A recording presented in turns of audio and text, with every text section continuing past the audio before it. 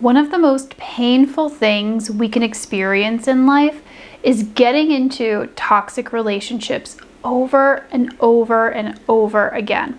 The heartache, the grief, the hopelessness can be so hard on our mental health and just our overall well-being.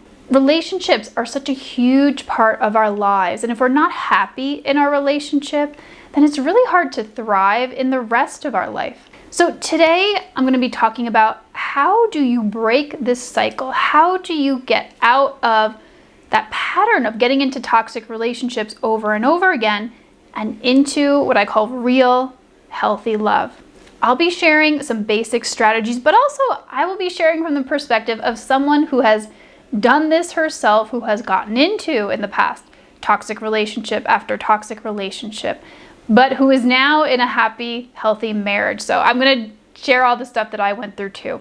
So before we dive in, if you are new here, welcome. My name is Lindsay, and I am the Real Love Alchemist, which means I help you go from bad relationships to real love with the magic of subconscious work.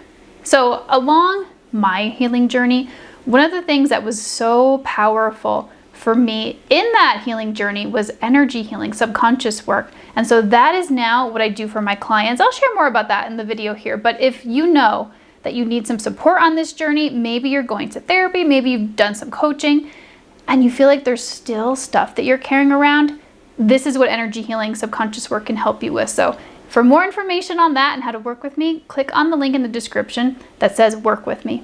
Okay, so before we get into how do you break the cycle of a toxic relationship, let's get really, really clear on what a toxic relationship is. Because if we aren't clear on that, it's hard to shift out of that and into a healthy healing relationship.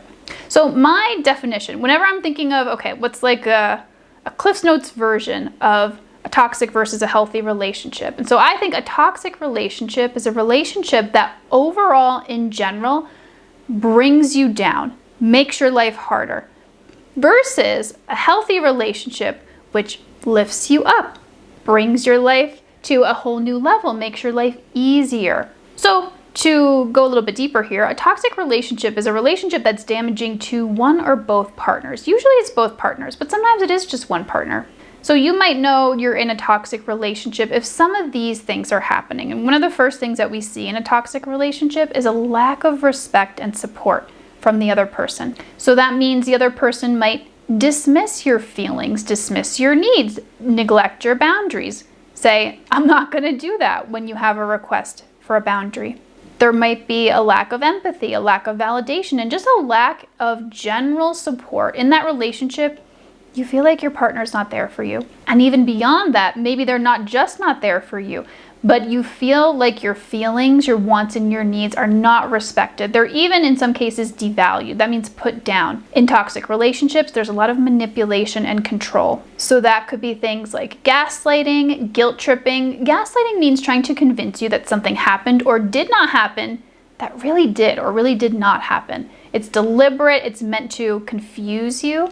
So that's something that goes on very often in toxic relationships. Guilt tripping, making you feel bad for your feelings, making you feel bad for the things you want, even just the things that you have in general. And in toxic relationships, there is constant drama. Now, I don't like to use that word because it can sometimes be like a label for just having emotions. But what I mean by drama is there are just always arguments. Now, conflict in healthy relationships is normal, but if it's always feeling like there's a conflict, like every little thing turns into a big fight, then that is a sign that you're in a toxic relationship. In toxic relationships, there's a lack of accountability. So what that means is someone is either not able to own their part in the dynamic, their responsibility, or they're always blaming you, and they usually kind of go hand in hand. And a lot of times there is literally emotional abuse or neglect. So somebody is very critical, they're calling you names, they're shaming you, or they just stonewall. They will not address what's going on in the relationship at all in any way, and that could be considered neglect. And then overall, if you're in a toxic relationship, you typically feel drained energetically and just unhappy. Now, maybe there's some good moments and you feel really happy in those moments, but if you look at the overall big picture of the relationship, like I said in the beginning, it brings you down. You feel drained, you feel exhausted, you feel like you're just giving and giving and giving and not receiving anything in return. Now, given how I've painted that kind of relationship, it doesn't sound too good. And so it can be really puzzling as to why we keep ending up in that same kind of relationship dynamic where, yeah, it's not good for us, but yet there we are. So that's what we're going to be breaking down right now. So why does this happen? Why do we keep getting into these patterns? Well, there's a lot of different things here. And the first reason is because we have unresolved wounds from the past. I forgot to mention that the point of going into the why we get into these toxic relationships is because we have to understand how we got there in order to shift out of those patterns. So you may have been drawn to somebody because unconsciously they remind you of someone from your past who there's some unresolved pain around. There's some unresolved trauma around. So here's the thing. Let's say, for example, you had caregivers who were emotionally unavailable. Now, when you're a kid and that's your whole world, you really don't know any different. And so growing up, you learn that what love is distance, is emotional neglect, is not talking about feelings. And that creates wounds. And so you then walk around the world with this unconscious definition of love being distance and neglect, and there's a lot of pain around that. So when you meet somebody who is also emotionally unavailable, you will then be drawn to that kind of a partner. Because again, it's familiar, it's what you've known, it's what you think that love is. But then also there's this thing that happens when we have these unresolved wounds. We are drawn to people who are very similar to the person that created those wounds in the first place in order to, I think a couple of things here. I think one of the things is we're trying to get some resolution for that pain from the past, but also on an energetic level. I'm an energy healer. So I think there's a certain draw that we have to people who are resonating with those wounds. It's kind of like a magnet. We just kind of feel drawn to that dynamic. And I should say, what I mean by resolution is, like, let's say in that example, the unavailable partner, or excuse me, the unavailable parent created these wounds of you feeling like you weren't enough in some way. Like maybe if you were enough, then your parent would have showed up. So what we do sometimes, again, this is all going on in the unconscious until you make it conscious, but what we do is we gravitate towards those partners who make us feel the same way that we did when we were younger in order to try to fix it. So we think, again, unconsciously, that if we get this unavailable partner to fully show up, then that's going to be the healing that we need. Then finally, I am enough because this unavailable person showed up. So it feels like that's the healing that we need, but that is not the healing that we need. Now, I'll tell you later, if you keep watching, the actual healing that we need in this situation. So like I said, I touched on this a little bit, but another reason why we get into these toxic relationships is because of the sense of familiarity. So I'll give you another example of this. If you had caregivers who were abusive, then again, like in the other example I shared, abuse, mistreatment, cruelty, name calling, that becomes your definition, unfortunately, of love. And so again, because that's what feels familiar to you unconsciously, that's what you have coded into your system as love, you're going to be drawn towards similar people. But not forever. I should say this too. Not forever. You can absolutely heal from this and shift out of this, but this is all just going on in the unconscious. So if you've been in patterns like this over and over again and wondered why, here's usually why. Now, another reason we can get into toxic relationships over and over again is somewhat similar to what I talked about, this unresolved trauma. And what that unresolved trauma does is it creates these deep, deep patterns of beliefs that we can be carrying around. So if our caregivers were neglectful or abusive, we can have lots of beliefs that we're carrying around, like that we're not enough, or that it's safer to be alone, or that no one loves me. And those beliefs, they are usually very deep in the unconscious. They just sit there. And again, they kind of make us gravitate towards people who prove those beliefs to be true. That's the craziness about all of this, is like our brain does not want to be proven wrong, so to speak. And so if those beliefs are what we believe are true about ourselves, then that's where we go to. If we don't believe we're enough, we're going to be drawn to the person who makes us feel that way. And then also, if we have those beliefs that we're not enough sitting around in our unconscious, then it's very easy for us to settle for people who make us feel that way, who don't love us in the way that we're truly wanting to be loved. We feel like that's the best we can do.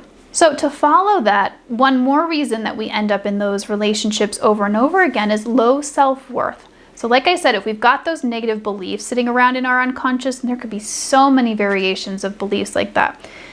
But if we have those, then usually we don't feel very worthy of that love that we're looking for. We don't feel very good about ourselves. And then again, we're much more likely to settle for relationships where it's not ideal, where we're being hurt, we're not happy. But again, it feels like, well, this is the best I can do.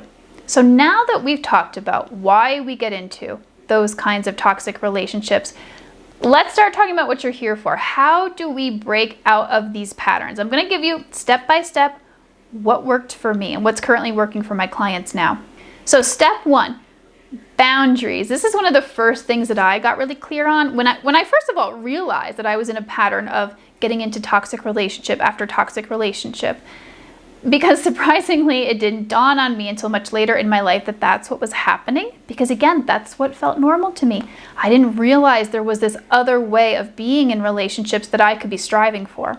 So when we talk about boundaries, there's a couple of different ways we need to do this. So the first way is to figure out what are our emotional boundaries. So what do I mean by that? What I mean is figuring out what is a deal breaker for you. What is absolutely not acceptable to you in a relationship? So I'll give you some examples of what I said were not acceptable anymore in my relationships. And the first one was neglect, emotional neglect. Now, I know some people would argue that you can't neglect an adult. Fine. I see where you're coming from. But what I mean here is a relationship where emotions aren't talked about at all. So I was not willing to accept a partner who was just shut down in that way. Another thing I was not willing to accept was manipulation of any kind, yelling, name calling, any sort of putting me down. No, I just said, no, I'm not going to accept that anymore in my relationships. And so you could use some of these that I've given you as some examples to start your own kind of list of what is no longer acceptable to you. But yours could be anything. I mean, you might want to put down like infidelity. In no way will I accept that in a relationship. You can get very specific and very personal to what you don't want anymore.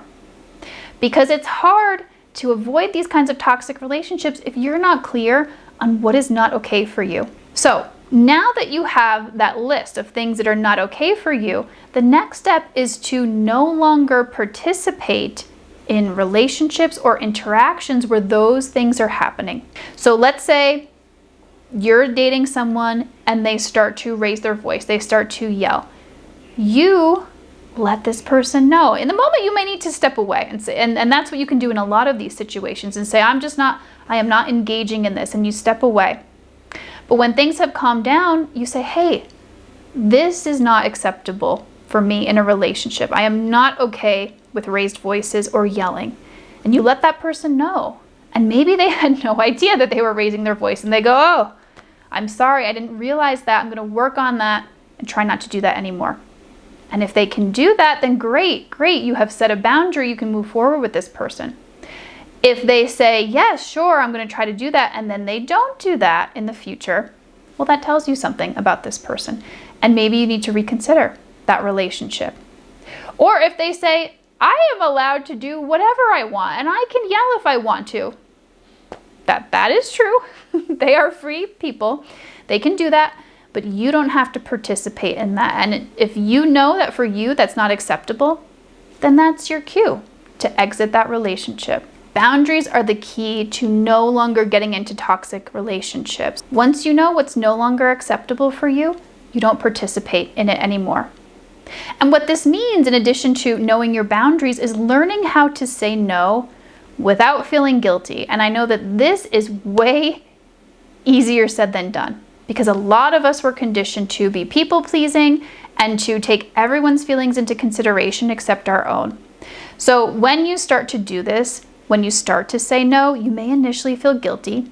When you initially start to set boundaries with people, it might feel bad, it might feel uncomfortable, but this is necessary. Again, this is how you break out of the pattern of continuing to get into these kinds of relationships. You say no, you stay true to that, you hold firm to that, and you remind yourself that there is nothing wrong with having boundaries with people. You need to say no to things. You need to have boundaries with people because, again, you're going to hurt yourself in the long run, and it's not selfish to care for your well-being. It is the opposite of selfishness. It's complete self-love to care for yourself enough to say, this is not acceptable for me. So the next thing that we need to do to get out of toxic relationships is learn how to communicate our boundaries in a respectful way. Again, much easier said than done here. So relationships will never be perfect. There's always going to be things that come up. There's always going to be stuff that triggers you, even if it's a healthy relationship. And we need to know how to communicate that in a way that still takes the other person into consideration. We don't want to be like our partners from those toxic relationships. We need to learn how to express in a clear but kind way. Because if you're looking for a healthy relationship, healthy partners are going to be looking for this in you. They're going to be looking to see, can this person communicate what's going on? Can they express their limits, their boundaries, and can they do it respectfully? So if something that's not okay for you is name calling or blaming, then we have to make sure that we're not doing that as well. So that means practicing nonviolent communication, sharing about your feelings. You're saying, hey, I feel really scared.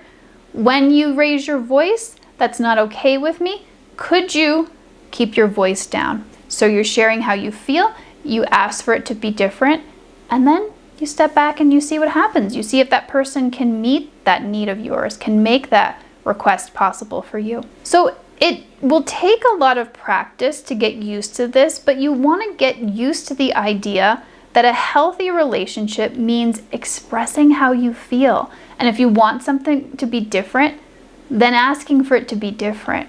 Because a lot of times when we're in toxic relationships, partners who are unhealthy for us will not make that a safe situation for you. They will criticize your need, your requests, your feelings. And so then what happens over time is we tend to think, well, I should just not bring anything up. And maybe in a healthy relationship, I just don't say anything. But that is the opposite from the truth. In a healthy relationship, there's a lot of expression of feelings. There's a lot of requests for needs or for things to be different.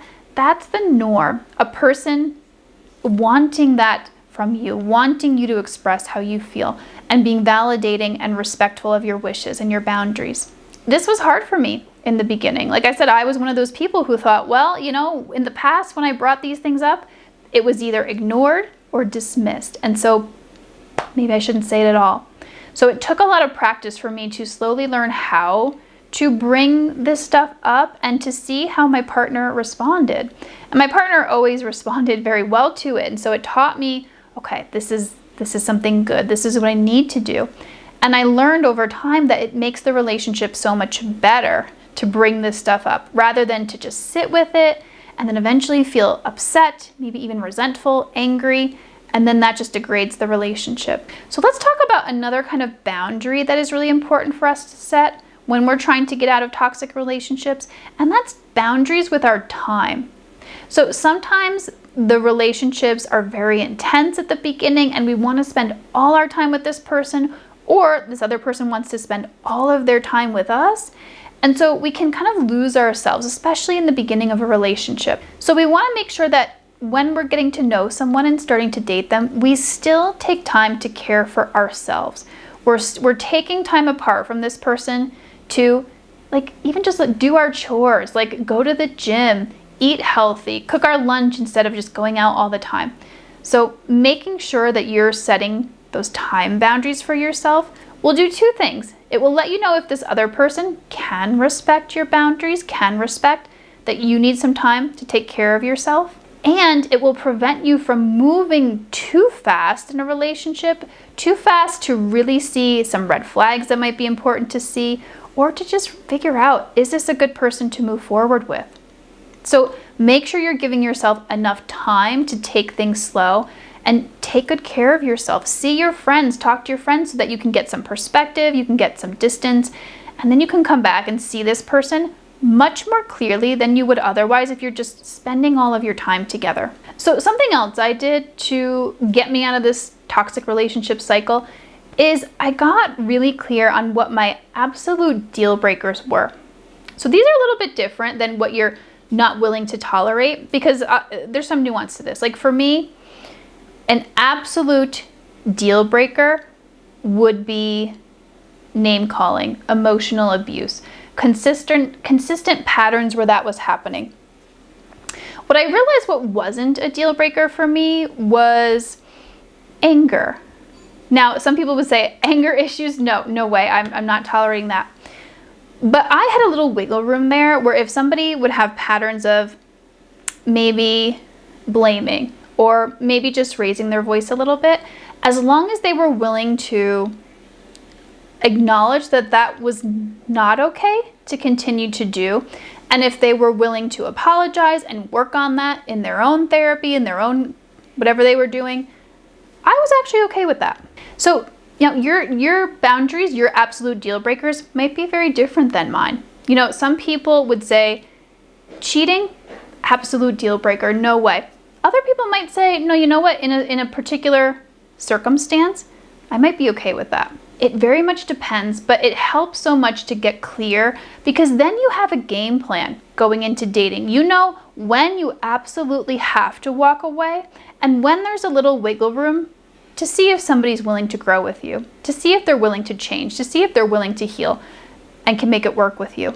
So when you know those things, then it's much harder to just fall into a toxic relationship unconsciously, like you may have been doing in the past.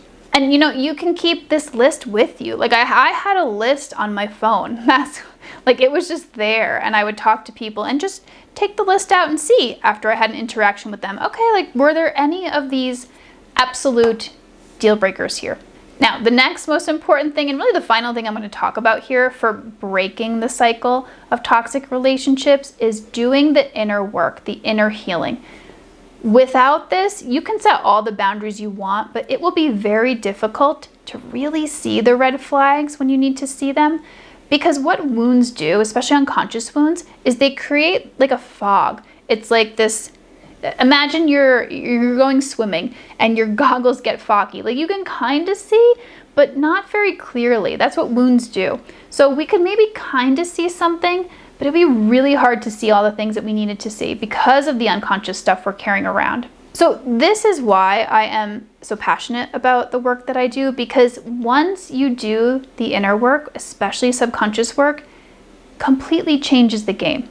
So let's say, for example, you are carrying around a negative belief that says, I'm not enough. And so you'll see the world through those eyes. You'll see everywhere that people are treating you like you're not enough. You'll see only those people who are kind of like sparking that energetic recognition in you. But when you do the inner healing work, when you release that belief that you're not enough and you install a new belief that you are enough, and literally we can do this with energy healing, then you see the world differently. You will see people who feel that you are more than enough, you are amazing.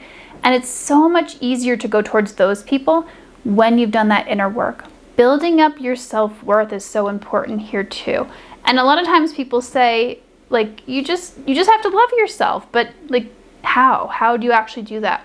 Well, that's why, again, I do this subconscious work, because when we have all those unloving beliefs about ourselves, we can literally just clear those out and install new loving beliefs. We can clear out the energies of shame, unworthiness, worthlessness. There's so much that we can be carrying around that we can release so that unhealthy dynamics are not familiar to you anymore. You love yourself, you feel good about yourself, and so that is what you're drawn to. And what I tell people is, don't just try one thing. Like, don't just go to therapy, and if it's not really working for you, just be like, I give up. Like, I'm just stuck with this. No, try a lot of different modalities. Even just energy healing might not do it for you. You might need some coaching in there too. Like I do both with my clients. I don't know anyone who has broken this cycle of toxic relationships and just done one thing, just done therapy, just done energy healing, just done coaching. No, it's usually a lot of different things they're doing, because different modalities have different strengths and they can address different things for you. But really, whatever you're doing for inner healing, that's going to put you on the path towards breaking the toxic relationship cycles. So if you're really drawn to this type of work, again, I mentioned this in the beginning, but click on the link in the description that says work with me, and you can learn all about how I do this energy healing. And you can even schedule a free consultation where I can learn about your situation and show you exactly how this work can help. Now, the last thing that was super, super helpful for me to break the cycle of toxic relationships is learning what healthy love looked like. And I know for a lot of you, you can relate to this. You have never had a healthy relationship, so you don't know what it looks like. And of course, how would you if you haven't had experience with that? So I did a ton of learning about this. I read a ton of books.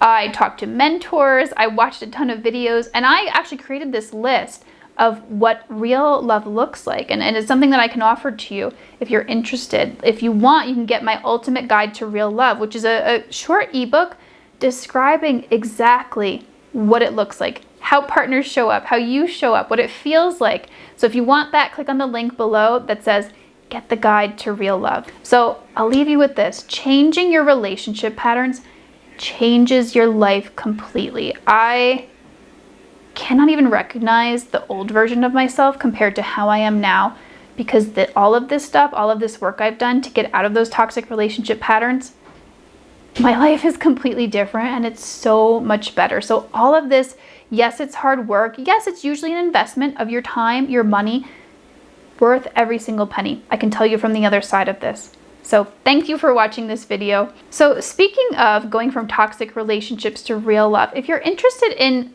learning what I learned from real love, I had a lot of aha moments, a lot of really interesting stuff that came up for me that I didn't know. Check out this video here.